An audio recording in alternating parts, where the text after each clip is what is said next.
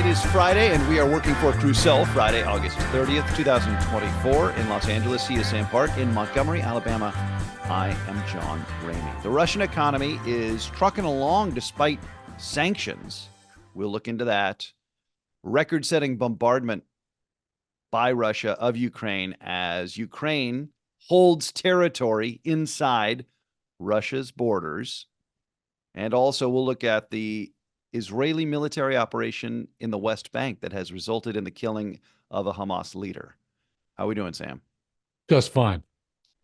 My first time in Montgomery, Alabama, and I know this is off topic, but I'm staying in a hotel downtown, and within 2 blocks of the hotel are the Rosa Parks bus stop, the Rosa Parks Civil Rights Museum and Library, and the Hank Williams, as in Hank Williams Sr. Museum. So I know this is not a flag-waving podcast, but America, what a country. Sure. It's pretty good. All right. You sent me this. This is a podcast I enjoy, The Intelligence by The Economist. The Russian economy is growing at 4%. That is a healthy rate of growth, despite the biggest sanctions since World War II. There are sanctions on goods. There are financial sanctions.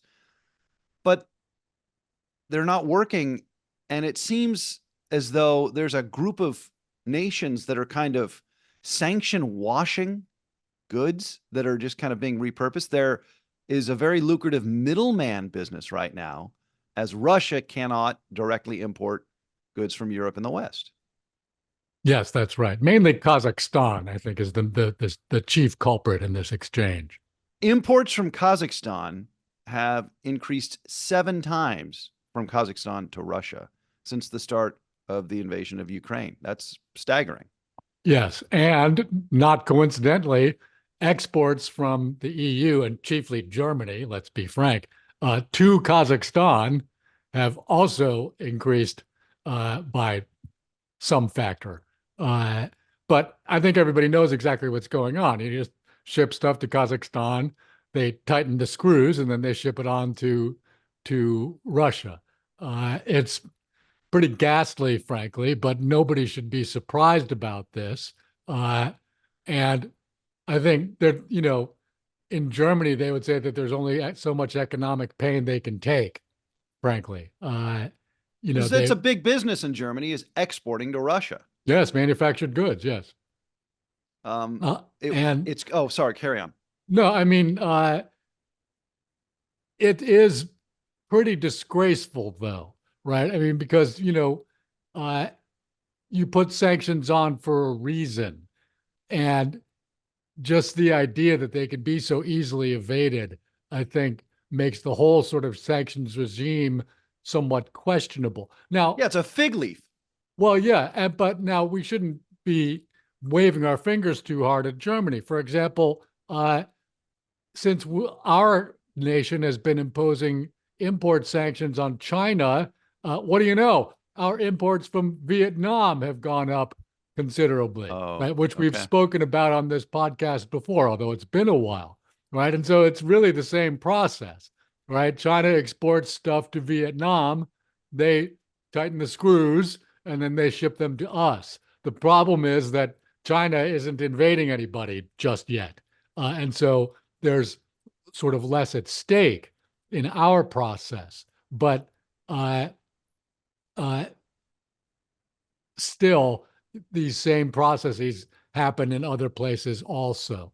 And the question is, what is there to be done about it? I'm not sure that there is much of anything that can be done about it, frankly. I mean, what are we going to do? Stop, is Germany going to stop exporting stuff to Kazakhstan? Who's going to keep an eye on what Kazakhstan is actually using in their domestic economy and what they're shipping onwards, right? I mean, I think enforcing any additional sanctions would be, very, very difficult if it's possible at all. To say nothing of the fact that it is regrettably and kind of inescapably very lucrative to participate in this trade. Sure, I'm sure Kazakhstan must be making a fair amount of money for doing almost nothing at all, right? I mean, and then Germany's able to maintain their export or they're able to maybe hedge a little bit of the loss of their export market that cropped up when Russia started, or when these sanctions started against Russia. That's right. And meanwhile, the Russian economy, as we know, is operating on a full-time war footing. So they're, it's not like they're only importing stuff. They're producing munitions and other, heavy-duty goods that need to be used in the war at a record clip, right? They're, you know, uh, those shells that they're dropping on Ukraine don't grow on trees, as the saying goes. So the Russian economy growing at 4%. Now, since it's fully mobilized for war, that number would be significantly higher, probably double, right? If it weren't for sanctions. I'm just trying to think about like what GDP was for the Allies in the Second World War. It was insane. It was off the charts, right? It was enormous. Yeah. I mean, I don't know that we can make one-to-one Yeah, comparison though, it's right? not I apples mean, to apples. I was just yeah. trying to think of a GDP number from a wartime economy I could think of. Yeah, the point is that these sanctions that we've been imposing on Russia have by no means crippled their economy. And people that, for instance, in the first year of the war, Joe Biden was bragging about how, the terrible impact that American sanctions were having on, or Western sanctions were having on the Russian economy. I think we have to say today that was wildly exaggerated and rather premature judgment for him to make. One thing that I'm curious about is why haven't the financial sanctions been more of a speed bump for Russia economically? Because I mean, look, the global financial system is pretty integrated. So if you're gonna stop essentially playing ball or accepting transactions from Russia within kind of the larger global financial network, shouldn't that be much more crippling? Well, I would say no, actually, because it's not as if every country has imposed sanctions upon Russia. Many of them have not. And Kazakhstan is one of those. And Right, so but Kazakhstan doesn't have like a robust banking system that could compete with like the European Union, right? maybe not, but I don't think they have to. I mean, they were used to be part of the Soviet Union. They've had strong ties with either the Soviet Union or Russia going back centuries, right? There's plenty of ways to do these sorts of things. And uh, I think Russia has, at least on some level, constituted their own sort of international payment system, which bypasses the SWIFT system, which is what most Western countries use. And so the idea that they should have a payment system that includes Kazakhstan, I don't think is fanciful at all, right? I think that uh, Kazakhstan is going to be next door to Russia forever, right? They've got to have some good relationship with them. And as a former Soviet republic, they've got every reason to want to play ball with the Russians, let's say. All right. Anything else you want to talk about regarding sanctions in the Russia, or can we pivot to the look specifically at the war in Kursk? Yes, please. Okay. So this is NBC reporting. A little more than 3 weeks since Ukrainian troops swept into Russia. First time foreign troops have been on Russian soil since the Second World War, but there is little sign that Ukrainian forces are about to be driven back across the border. Let me zoom out here. The Ukrainian offensive into Russia, this is me, not NBC, was supposed to, or was thought to, precipitate kind of a reshuffling of troops along the front lines, and that has not exactly gone according to plan. Let's get No. back into this report real quick. The Ukrainian advance has stalled since the August 6th assault, but Kiev claims it controls nearly 500 square miles of Russian territory and has taken hundreds of prisoners of war. Now, Putin has vowed to squeeze the Ukrainians out, but his military's recent successes have been much further afield in Ukraine's east. And now both armies seem focused on the fight in enemy territory where they are gaining ground, even if it means leaving the door open in their own backyard. That's NBC's reporting. They say that the Ukrainian advance into Russia has stalled, right?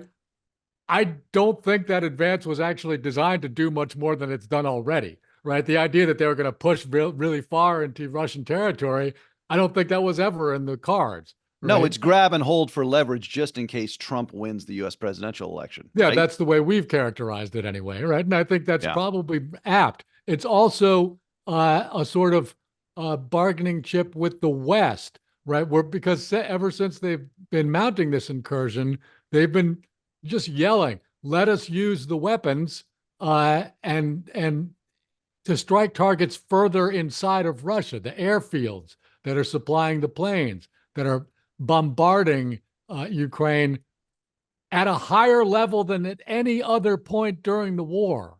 And am I correct in understanding? Sorry to interrupt you, Sam, but the United States still has restrictions on what weapon systems Ukraine can and cannot use on targets inside of Russia. That's exactly right, and most Western countries do. Now, I find it interesting actually that the outgoing foreign policy chief of the European Union, Josep Borrell of Spain, has been saying, okay, we should loosen the restrictions. And when I say outgoing, I don't mean he's walking around shaking everybody's hand and going, "Hey, great to see you." I mean, that is, he's leaving his job and he's being replaced by the erstwhile Prime Minister of Estonia, Kaja Kallas. So on his way out the door, he's sort of recommending that that that Ukraine should be able to use these weapons as they see fit.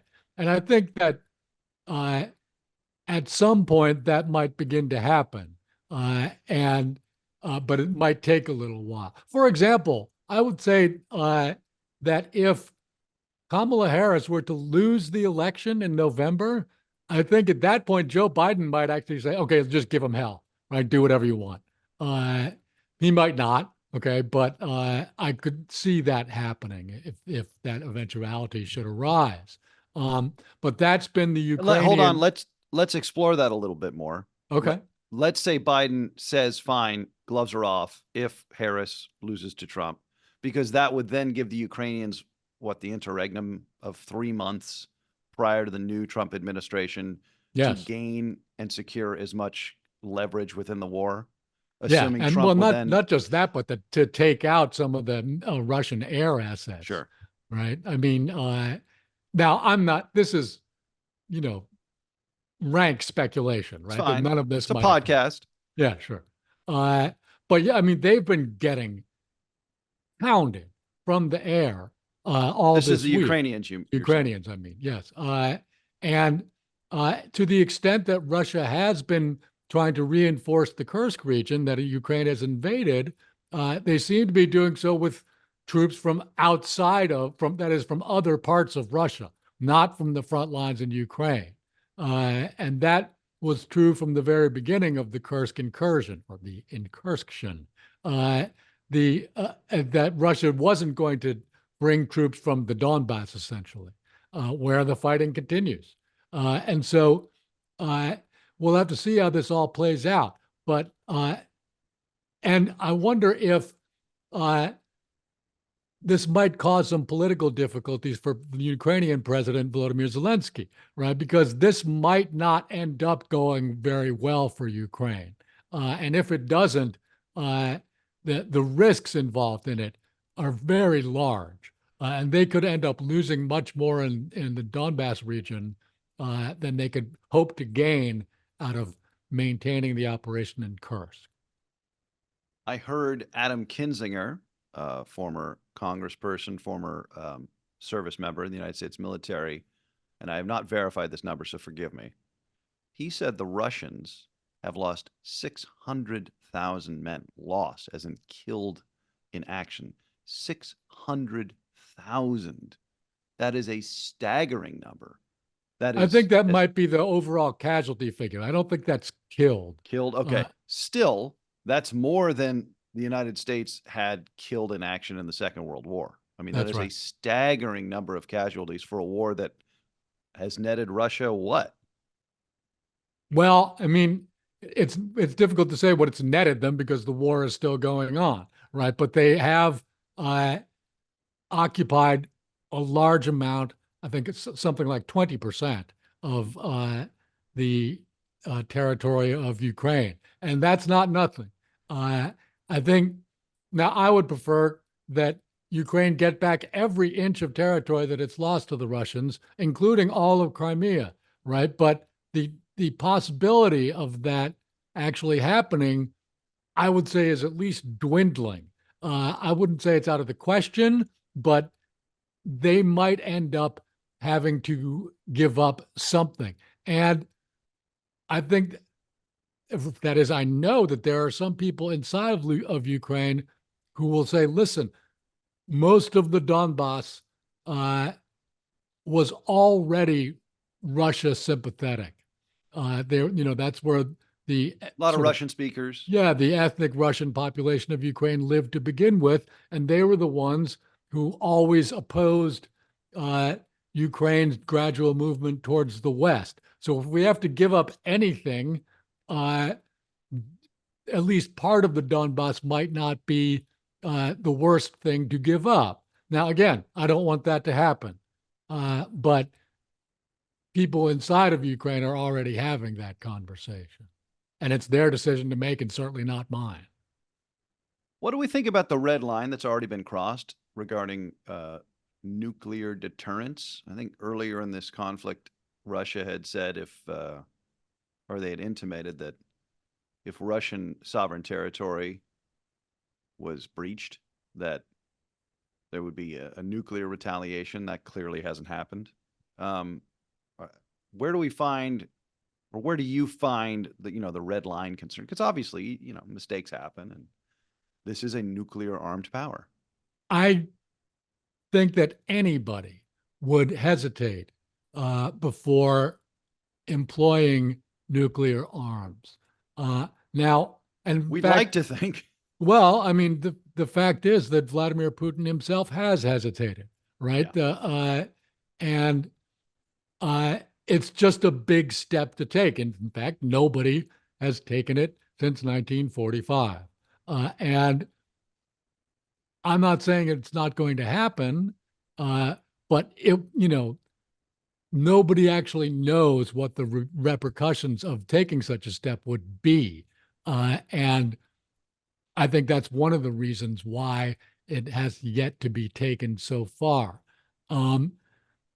But it's a huge risk because the nuclear proliferation, that is, the international nuclear proliferation regime, is in a shambles, right? It's just, and so many countries, even countries far away from this particular conflict, are considering the idea of developing nuclear weapons programs of their own. South Korea is a good example. And you could well understand Hell why yeah. they why South Korea might want to have nuclear weapons. Japan even. Sure. And so uh, uh, reconstituting the nuclear arms architecture that used to be part of the international community is going to be a big job if it can be accomplished at all. But that will be something that future global leaders, I hope, will want to look after if we can find our way out of these current and possible future conflicts that loom, hopefully, in the distant future. Okay. Anything else you want to get to on Russia, or can we look at another intractable international problem? I suppose, yeah, we might as well. I mean, Yeah. that's kind of what we're here for. Yeah. All right. BBC reporting. The Israeli military says it has killed the head of the Palestinian armed group Hamas and two other fighters in Jenin. Is it Jenin or Jenin?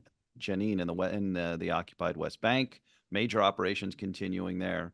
According to a statement from the Israeli military, Israeli forces shot dead Wissam Kazem and then carried out airstrikes as two other Hamas fighters attempted to flee. The Palestinian Health Ministry said the three men were killed overnight in southeast Jenin. Hamas also confirmed their deaths. Hundreds of Palestinians have been killed as Israeli forces have intensified their raids.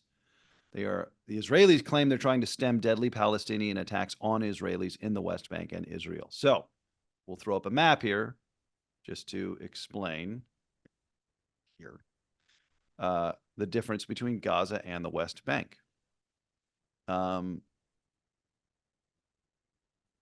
What is the concern the Israelis have, or they're reporting to have, real?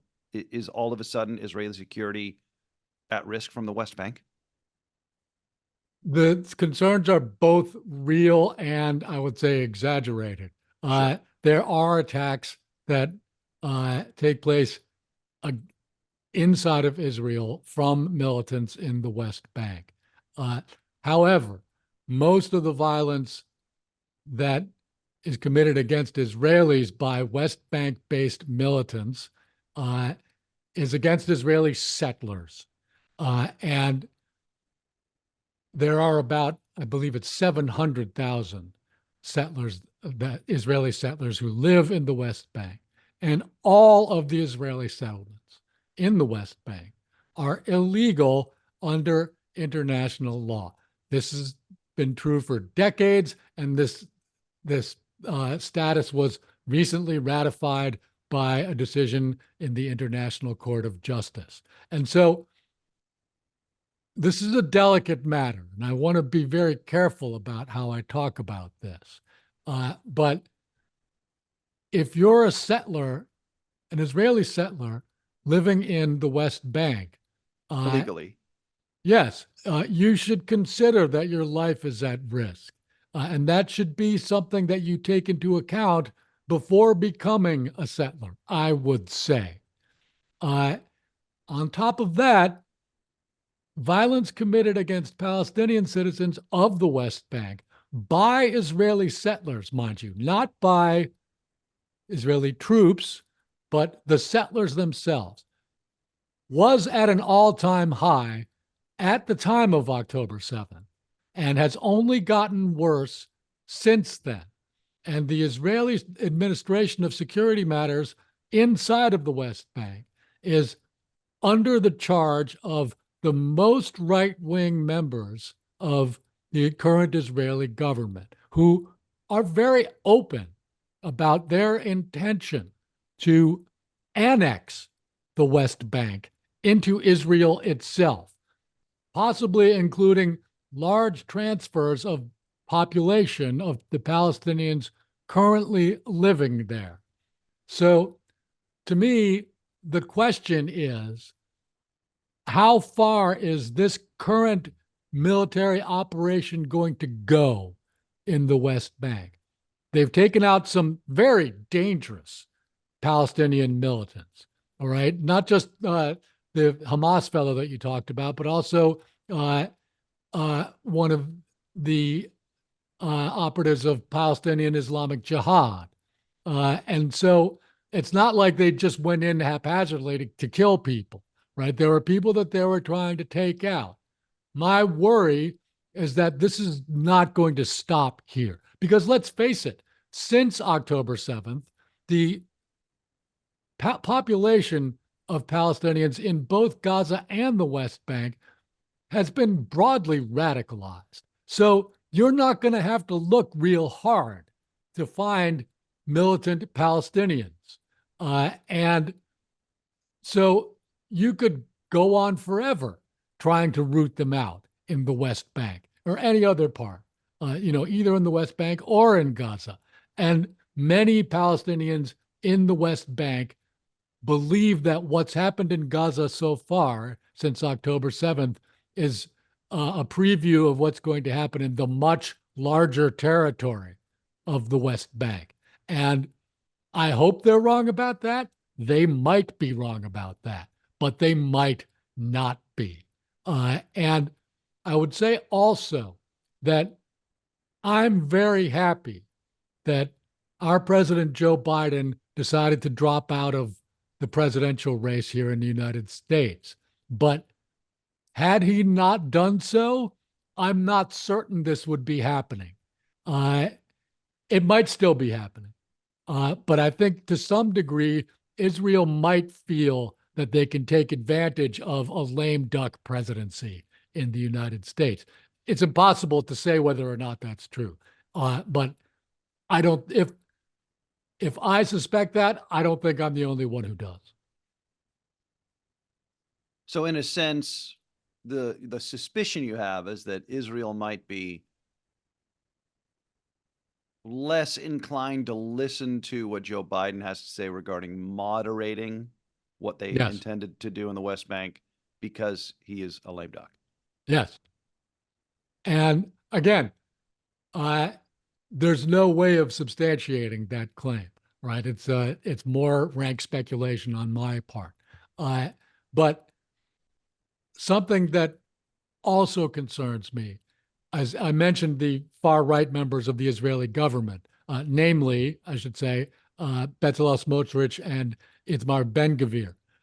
Now, they're not getting everything they want out of the current conflict between Israel and the Palestinians, but of all the people involved in the conflict, they're the ones getting the most of what they want, right? They are pushing Palestinians off their land in the West Bank at a faster clip than they were before the war.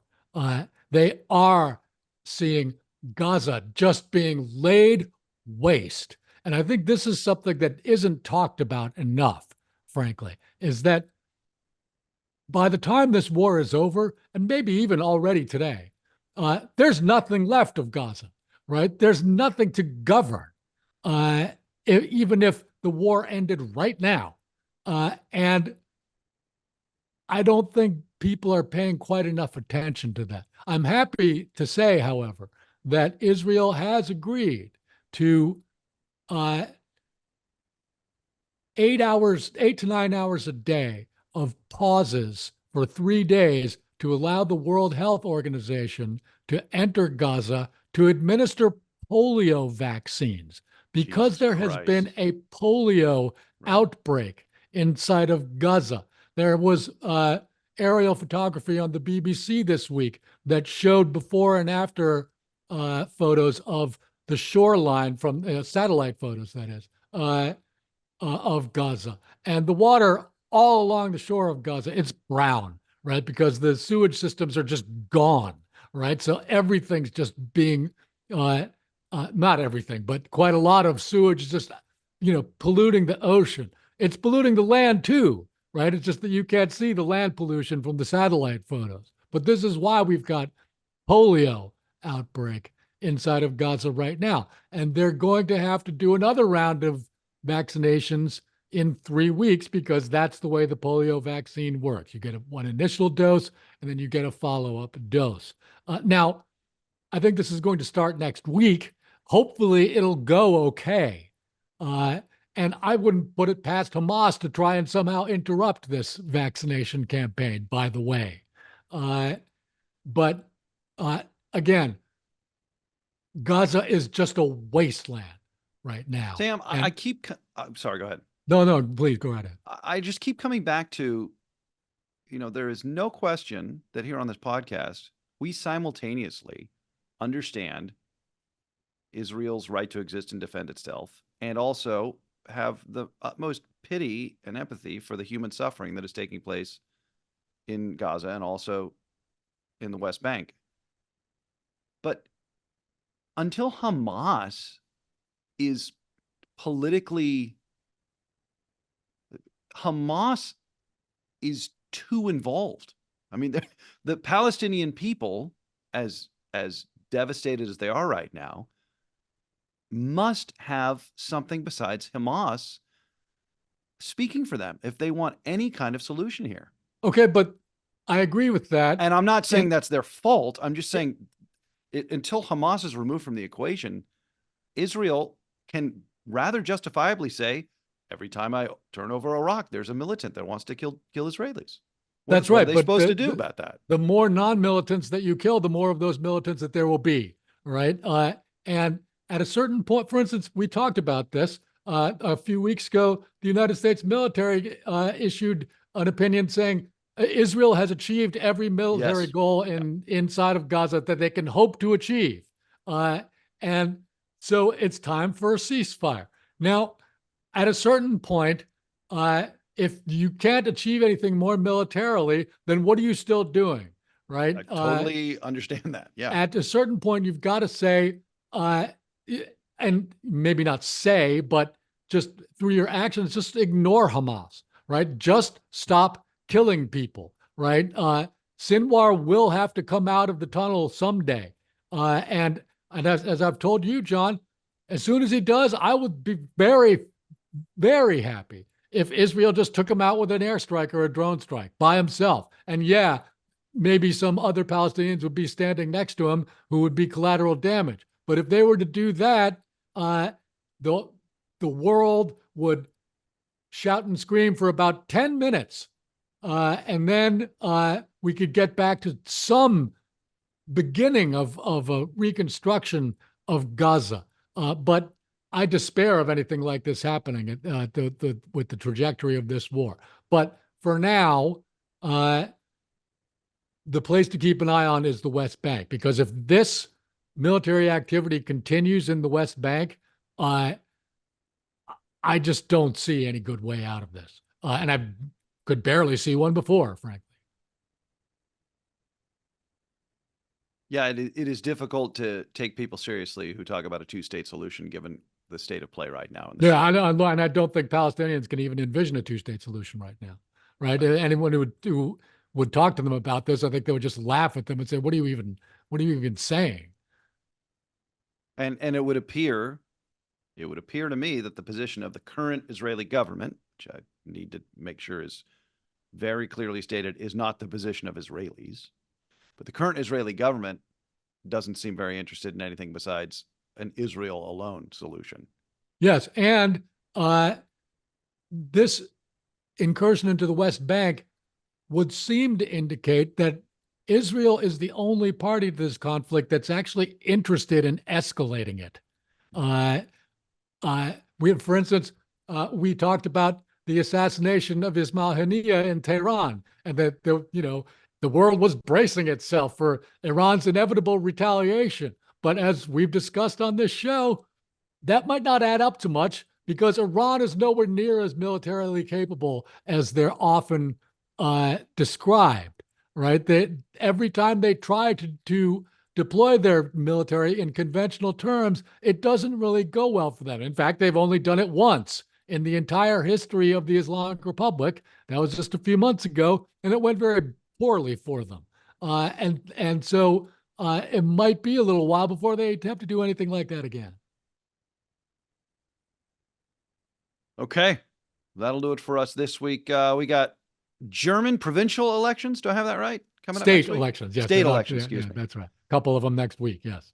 The far right is expected to do very well for reasons that we'll discuss in next week's blockbuster episode. Also happening this week is the 3-yearly China-Africa Forum to be held in Beijing, of all places. And so that I don't expect anything really earth-shaking to come out of that, but it will occur, and we'll see what happens. Great. So ascendant far right in upcoming German elections, and China continues to try to capture the global south. Man, yes. Don't miss the next episode of Working for Crusoe. It'll be more joy-filled than this week. All right. That'll do it for us. He is Sam Park. I am John Ramey. Have yourselves a great weekend. We will talk to you next Friday. Enjoy your holiday, folks.